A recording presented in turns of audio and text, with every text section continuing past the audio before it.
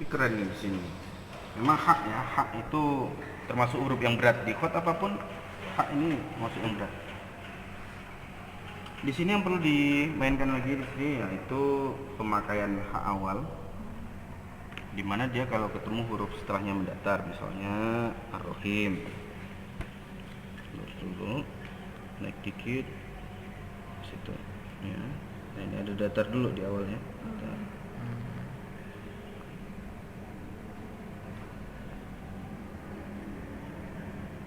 Nah, berat dia seimbang kalau menghadapi huruf mendatar. Misalkan ar-rahim. Gitu.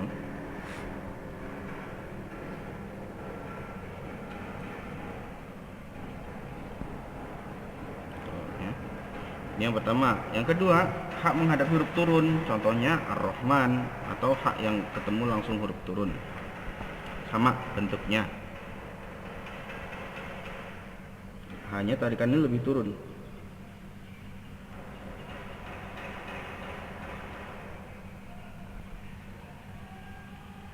Nah, kalau ditarik garis, yang bawah ini hampir sejajar, yang atas lebih turun, berarti satu lebih. Gitu. Contohnya ar-Rahman.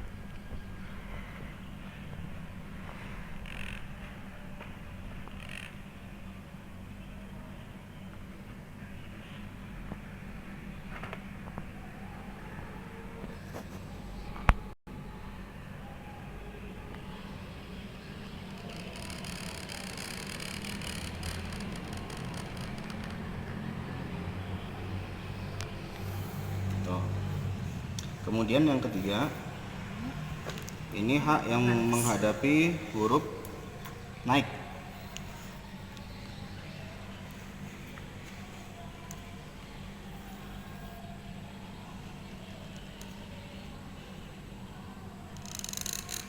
Contohnya ke alif atau ke lam, ke kaf ya.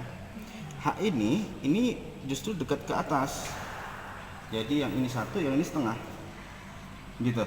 Jadi itu perbedaan tuh ya. Kalau ini seimbang, kalau ini cenderung jatuhnya turun, kalau ini jatuhnya naik gitu. Jadi adalah tiga hak yang perlu dimainkan. Contohnya kemudian.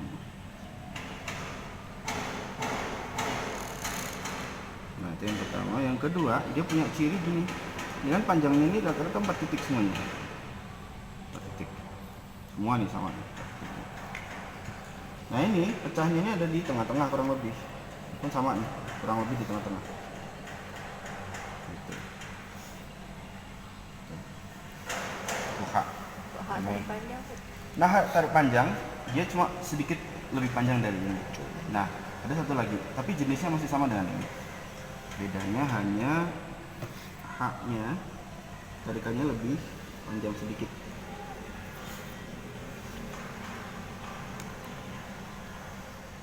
Gitu. Misalkan ketemu huruf yang panjang. Tapi tetap ini panduannya sama kayak mendatar itu tadi ya? Sama kan mendatar. Cuma ini jadi lebih panjang sedikit aja. Itu aja. Kalau dibuat sama juga oke. Gitu. Ini jauh lebih bagus di sini. Untuk hak ini di sini. Kalau di Hasim, kalau di MTQ ini kan versinya Hasim ya.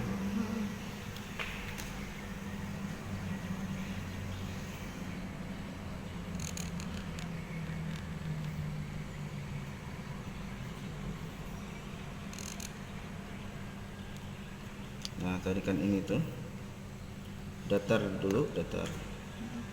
Ada goyangan sedikit nggak apa, ya, agak naik sedikit nggak apa. Yang mana ini tuh bentuknya seperti sukun balik. Ini bolak-balik aja ini sih, bolak-balik dia aja, oke? Nah gitu. Ini lebih bagus di sini tarikannya. Sedikit-sedikit aja detail nih. Tarwis. Oke. Tarwis itu pertama gini nih. Dia memang sedikit lebih lewat istilahnya gitu ya, lewat sedikit gak sejajar nih ya. Tapi jangan terlalu banyak, dikit aja.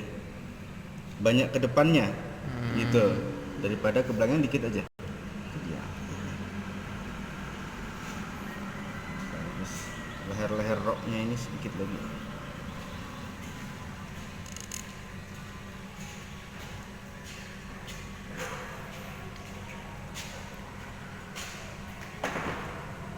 Gitu. Bagus. Nah, kalau versi Hasyim H ini, nih perhatikan di bagian yang nongolnya ini, dia itu ini sejajar begini, ya, langsung turun.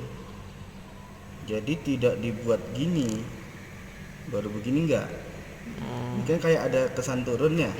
Bisa. Ini dengan itu nggak sejajar. Nah kalau di Hasyim itu sejajar. Memang ada di karya Turki yang nggak sejajar ada. Gitu.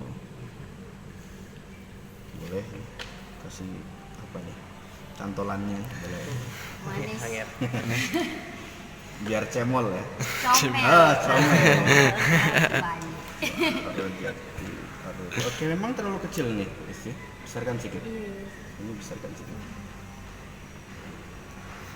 Nah, termasuk jarak. Hati-hati, ini memang biasanya terjadi karena skate yang kurang mateng. Kayak ini aja menjadi terlalu dekat. Yang lain enak. Hal-hal seperti ini kalau tingkat provinsi, wah ini harus lebih diperhatikan. Oh. Jadi itu ya. Jadi itu seolah-olah kayak begini gitu tuh di sini nih. Iya. Nah, kita buat rata aja. Numpang ini tuh numpang memang nggak sejalur ini dengan ini tuh. Oh, ini ketinggian. Saya tadi oke mungkin ini, tapi ada lagi. Oh, ternyata ketinggian. Jadi sedikit aja. Terus gini, kan ini ada tarwis ya? Iya. Tarwis dalam bak kalau gaya Hasyim hanya untuk lafadz basmalah. Oh, Selain basmalah itu nggak pakai. Oh di Hasyim ya? Gitu. Karena lafadz basmalah ini khusus. Jadi bismi itu lafadz sebetulnya adalah ba begitu. Nah tapi ada keunggulan di lafadz basmalah. Makanya kalau di kalimat Iqra bismi rabbikal ladzi khalaq tulisannya begini, bukan begini. Terus kenapa bismillah begitu? Nah, ini ada sejarah panjang di sini tuh. Singkat ceritanya gini. Bahwa satu Al-Qur'an penuh 30 juz itu seluruh kandungannya terangkum dalam Al-Fatihah, ya. Dan seluruh Al-Fatihah ini terangkum dalam lafadz basmalah. Dan lafadz basmalah ini terangkum dalam kalimat atau huruf ba di awal. Nah, ba ini kan alif, ada ba sama alif di sini ya. Ba ini menjadi apa namanya filosofi dari keseluruhan, yaitu pada titik akhirnya ini yang paling dasar tuh ini. Nah ini tuh menandakan ba menjadi huruf ba, jadi titik ini yang menjadikan dia jadi ba. Kalau ini ada dua titik jadi ya kan, kalau ada titik di atas jadi nun. Nah secara filosof ba itu kan bentuknya begini, rebah, sedangkan alif itu tinggi. Nah alif tinggi itu menandakan istilahnya bisa dikatakan mungkin apa ya, angkuh gitu ya, atau misalkan kesombongan dan lain-lain. Sedangkan ba ini bertolak belakang, ba ini rebah gitu loh. Jadi apa namanya, untuk meninggikan derajat ba maka digabunglah ba dan alif ini dilebur jadi satu. Dengan cara apa? Ba ditinggikan daripada nibroh yang lain, lebih tinggi dia 4 titik sendiri. Tuh. Kemudian dikasih tarwis. Nah itu dia. Itu kalau untuk filosofi sendiri ya. Makanya di basmalah lain sendiri. Nah itu dia. Jadi lebih tinggi, betul. Jadi itu ya sedikit kisah. Tinggi.